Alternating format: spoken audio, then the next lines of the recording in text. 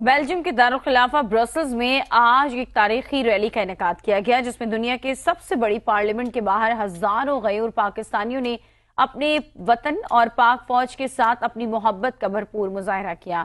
رضوان کاظمی کی رپورٹ دیکھتے ہیں۔ پاکستان زندہ باد، پاکستان پاکستان زندہ باد، پاکستان زندہ باد۔ -5 ڈگری سینٹی گریڈ کی سردی میں پاکستانیوں نے پاکستان زندہ باد اور پاک فوج زندہ باد کے فلک شگاف نعرے لگا کر عالمی سطح پر اپنے عزم کا اظہار کیا۔ ریلی کی قیادت EU Pak friendship federation youth wing کے صدر علی چودھری اور پاکستانی نژاد ممبر پارلیمنٹ چودھری محمد علی لوثر نے کی ہے۔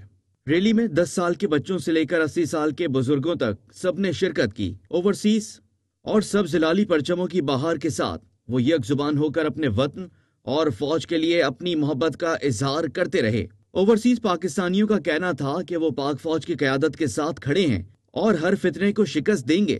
اس موقع پر chairman EU Pak friendship federation Europe Chaudhry Pervez Iqbal Lothar نے کہا کہ یہ ریلیاں یورپ کے مختلف ممالک سے شروع ہو کر انگلینڈ، آسٹریلیا اور امریکہ تک پہنچیں گی۔ ریلی میں ہالینڈ سے چودھری بشیر، شاہد بٹ، بیلجیم سے شیخ ماجد، نعیم ڈار، بشارہ چوہان، انعام اللہ بھٹی، راجہ حسن، وقاص بٹ اور کشمیری رہنما قمر عباسی سمیت دیگر شخصیات نے بھی شرکت کی۔